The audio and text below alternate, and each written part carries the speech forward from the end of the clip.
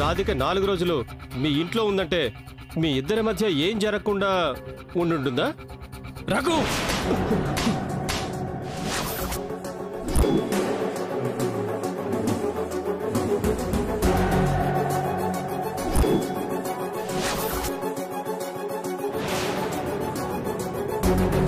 చంపేస్తాను. చెత్తవాగుడు ఆగే ఉంటే చంపేస్తాను.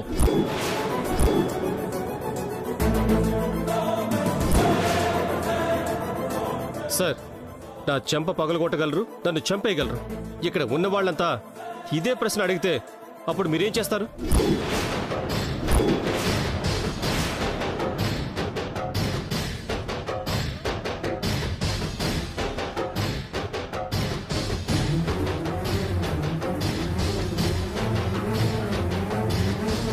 రఘు, రాధిక గురించి నువ్వు చాలా తప్పుగా మాట్లాడుతున్నావు. రాధికేంటో నాకు తెలుసు.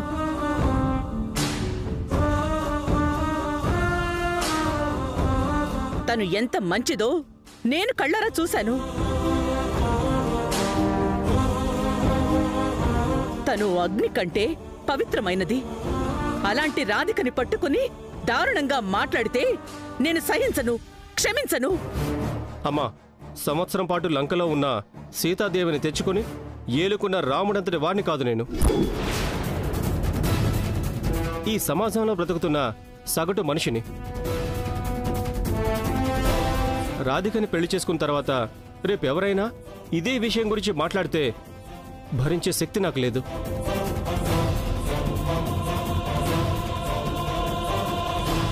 మీరు మా ప్రాణాల్ని నిలబెట్టి మా కుటుంబాన్ని నిలబెట్టారన్న గౌరవం నాకుంది. కానీ ఆ గౌరవంతో నేను రాధికని పెళ్లి చేసుకోలేను. నన్ను క్షమించండి.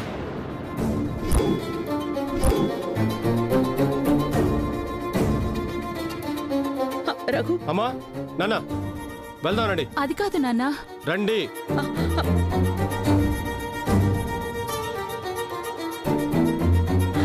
రఘు, రఘు, రఘు.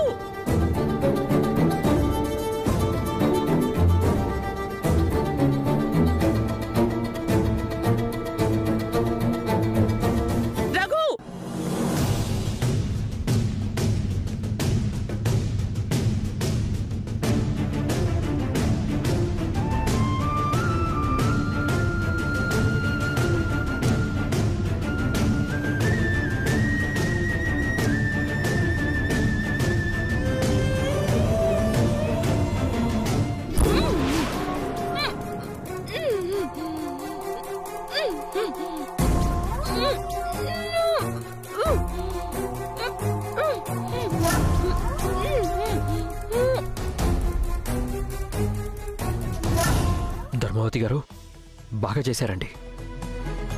చాలా బాగా చేశారు. మా కుటుంబం మీద మీకేదో పగున్నట్టుంది. అందుకే ఇలా చేసి మా మీద పగ తీర్చుకుంటున్నారు. భార్గవ్, ఏంటయ్యా అలా అంటున్నావు? మీ మీద మాకు పగేంటి? జరిగినవన్నీ చూస్తుంటే అలాగే అనిపిస్తుంది.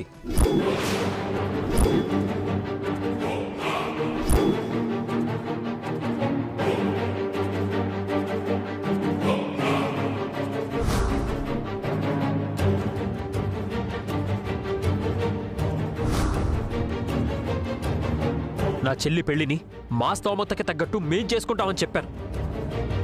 కానీ మీరు మాత్రం రాధిక మా అమ్మాయి, మా ఇంటమ్మాయి, రాధిక పెళ్లిని మేము ఘనంగా చేస్తామని చెప్పి ఇక్కడికి తీసుకొచ్చి పడేశారు. ఇదేనా మీరు ఘనంగా చేసిన పెళ్ళే?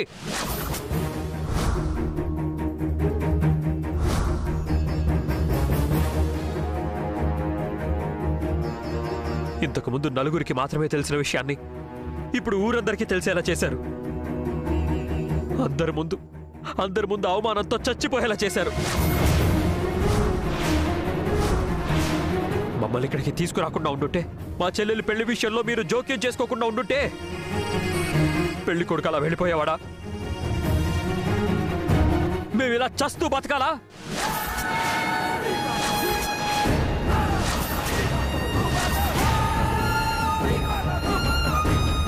అర్థం కాని పరిస్థితుల్లో పడి ఉండేవాళ్ళమా?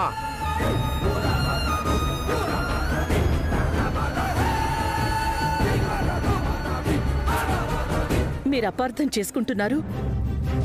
ఇలా జరుగుతుందని నేను నిజంగా అనుకోలేదండి. దయచేసి నా మాట నమ్మండి. ఇందులో ఎలాంటి మోసం గాని కుట్ర గాని లేవు. అర్థం చేసుకోండి. ఏంటండి, ఏం అర్థం చేసుకోవాలి? మీ మనసులో ఎలాంటి విషయం లేదని చెప్పి మేము అర్థం చేసుకోవాలా?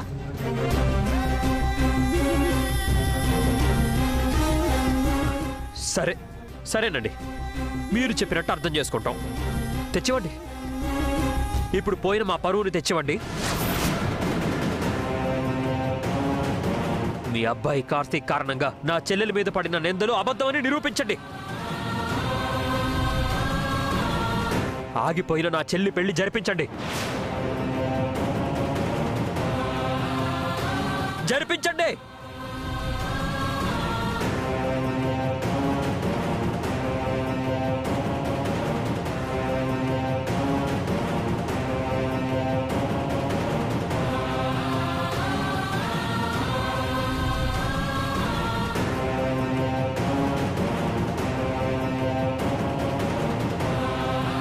ఏంటి ధర్మావతి గారు ఇది? మీ మీద నమ్మకంతో ఇంత దూరం వస్తే ఇప్పుడు ఏమీ చేయలేక మీరే ఆలోచనలో పడితే మాకు భయంగా ఉందండి. అమ్మకుట్టి గారు, రాధిక పెళ్లి చాలా సంతోషంగా జరుగుతుందని మేమందరం అనుకున్నాం. కానీ ఇలా జరుగుతున్నందుకు మాకు చాలా బాధగా ఉంది. అందుకు క్షమాపణ అడుగుతున్నాం. మరో సంబంధం చూసి రాధికకు మేమే ఘనంగా పెళ్లి చేస్తాం. దయచేసి మీరు బాధపడకండి. ఇంత జరిగిన తర్వాత ఎవరు నా చెల్లిని పెళ్లి చేసుకోవడానికి ముందుకొస్తారు?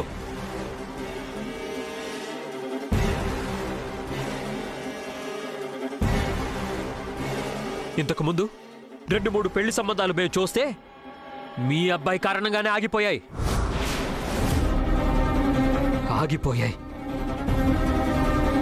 మీ అబ్బాయి కారణంగా నా కూతురి మీద పడిన నింద శాపంగా మారింది. ఆ శాపం దాన్ని వెంటాడుతూనే ఉంటుంది తప్ప ఎలా పెళ్ళవుతుంది? ఎవరు చేసుకుంటారు? ప్రస్తుతం మాకు చావు తప్ప మరో దారి లేదండి. మరో దారి లేదు. అంతా మా కర్మ, మా కర్మ, మా కర్మ అండి. మా కర్మ. అయ్యో భగవంతుడా. అమ్మకుట్టి గారు ఆగండి, ఆగండి. ఆపకండి, నన్ను ఆపకండి. అయ్యో ఏంటి అర్థం పర్థం లేని ఆవేశం? ఆగండి.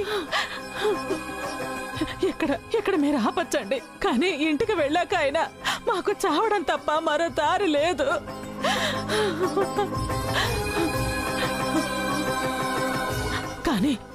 కానీ ఒక్కటి మాత్రం గుర్తు పెట్టుకోండి, మా ముగ్గురి చావుకి కారణం మీరే అవుతారు. మీరే అవుతారు.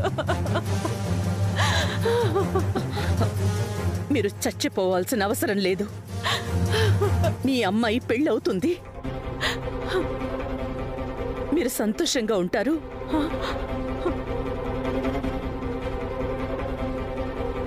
ఇంత జరిగిన తర్వాత అది అసాధ్యం అండి. లేదు, సాధ్యమవుతుంది.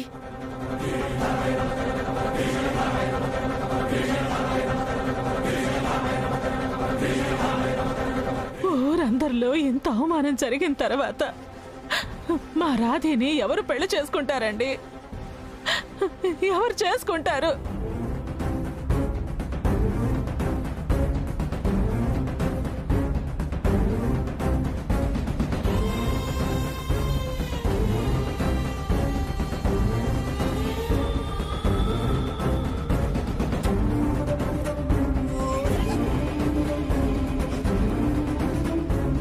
మా అబ్బాయి కార్తీక్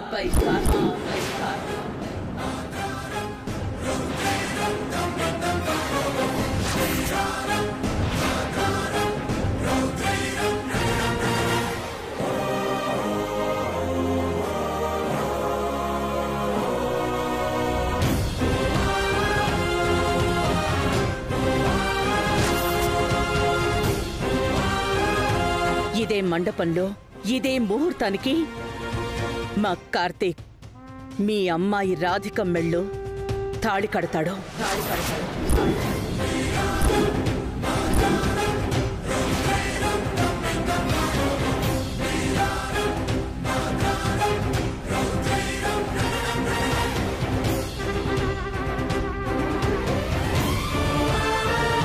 అమ్మా, ఏం మాట్లాడుతున్నావు? అవును నాన్న, నీ కారణంగా రాధిక మీద నింద పడింది. నీ కారణంగా తనకి పెళ్లి ఆగిపోయే పరిస్థితి వచ్చింది. రాధిక ప్రాణాలతో ఉండాలంటే నువ్వు తన మెళ్ళో మూడు ముళ్ళు వేసి తనకి కొత్త జీవితాన్ని ఇవ్వాలి. మా ఏంటమ్మా నువ్వు? నా జీవితంలో పెళ్ళనే మాటకే చోట్లేదని తెలుసు కూడా నువ్వు రాధికని పెళ్లి చేసుకోమంటావేంటి అర్థం లేకుండా?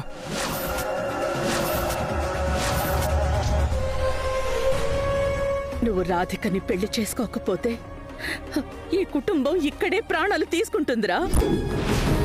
అది నీకు పర్వాలేదా? చెప్పు.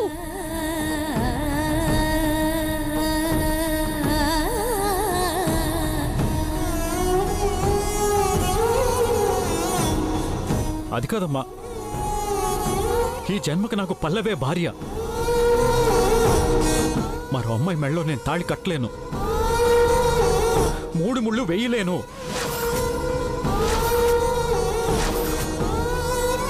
నేను తాళి కట్టలేను. కార్తీక్, నువ్వు పోయిన పల్లవి గురించి మాట్లాడుతున్నావు, కానీ నీ కారణంగా పోబోతున్న రాధిక ప్రాణాల గురించి నువ్వెందుకు ఆలోచించట్లేదు?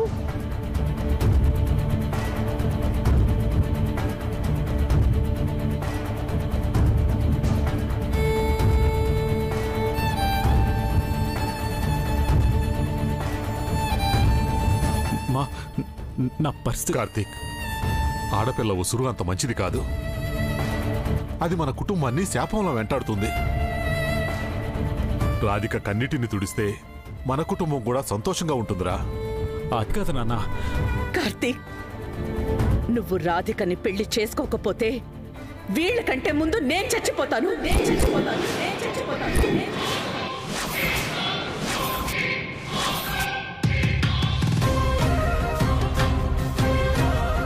అమ్మా,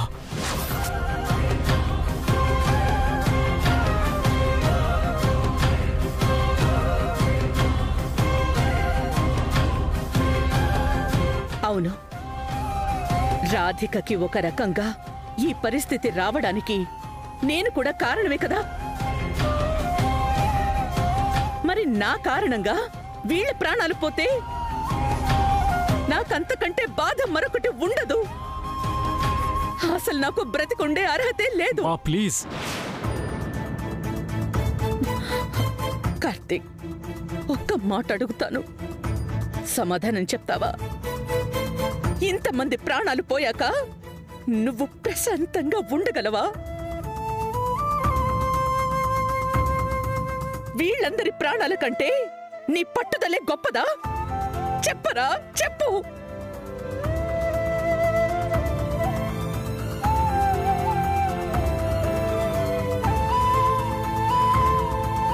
అన్నిటికంటే ముఖ్యంగా ఒక విషయం గుర్తుపెట్టుకో, నీ కారణంగా రాధిక ప్రాణాలు పోతే పల్లవి ఆత్మ కూడా నిన్ను ద్వేషిస్తుంది.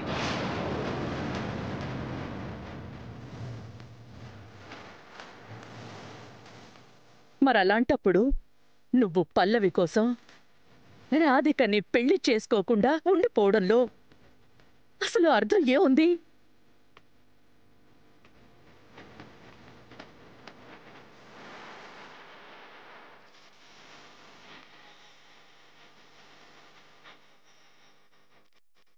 రే కార్తీక్, రాధిక కూడా పల్లవి లాంటి అమ్మాయిరా. పల్లవి పోయినందుకు నువ్వు ఇంత బాధపడుతున్నావు, మరి రాధిక ప్రాణాలు కూడా అలాంటివే కదరా. ఒక మనిషి ప్రాణాలు పోవడానికి కారణమయ్యి అప్పుడేం సాధిస్తావు?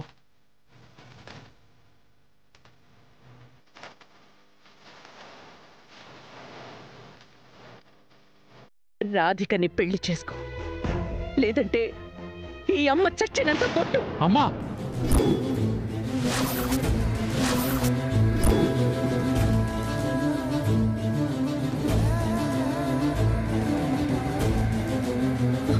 అవును కార్తీక్, రాధిక మెడలో నువ్వు తాళి కట్టకపోతే నేను ఈ భూమి మీదే ఉండను.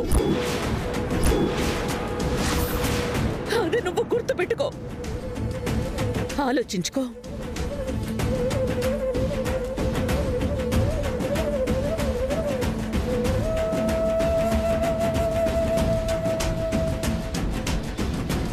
ఇంతమంది ప్రాణాలు పోతాయంటుంటే నీకు జాలి కలగటం లేదా? ఎలా ఉన్నావు రాలా?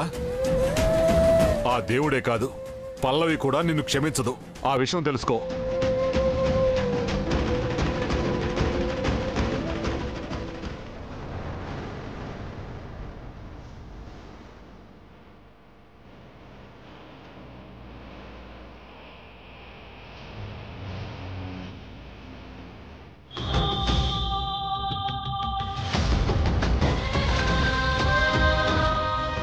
రాధిక!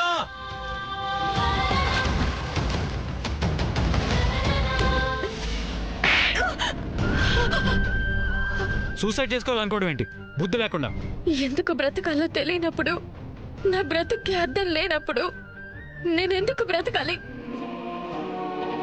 నీ ప్రేమ నాకే కావాలి, నాకు మాత్రమే కావాలి. రాధిక చాలా మంచి పిల్ల నాన్న, తనకి 100 ఏళ్ల జీవితం నువ్వు.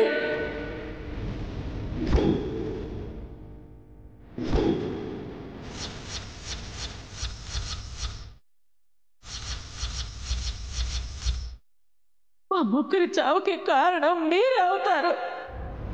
రాధికని పెళ్లి చేసుకో, లేదంటే ఈ అమ్మ చచ్చినంత కొట్టు. మీ మీద చచ్చేంత ప్రేమ ఉంది. మీకోసమే బ్రతకాలని, మీతోనే బ్రతకాలని ఈ గుండె ప్రతి క్షణం ఆరాట పడుతుంది. మీ ప్రేమ దక్కకపోతే దీనికి ఊపిరి అందట్లేదని బాధపడుతుంది.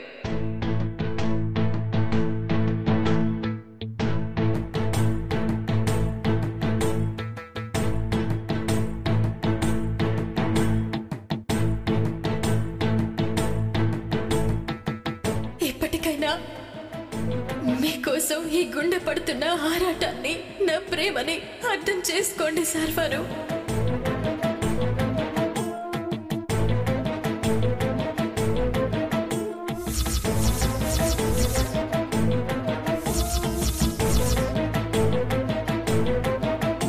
అది కాదు కార్తీక్, నేను పెళ్లి చేసుకుంటాను.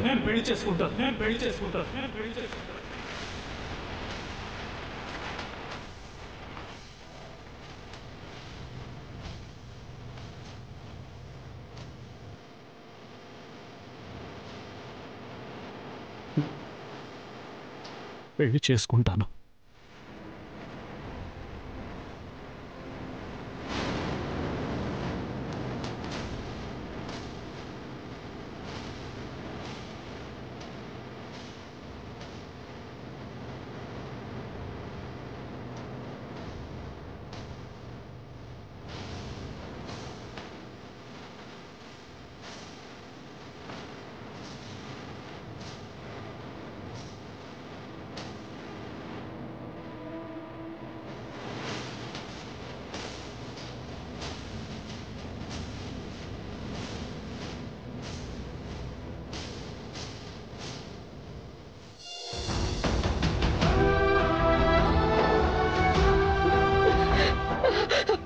పంతులు గారు, మంత్రాలు మంత్రాలు చదవండి నానా.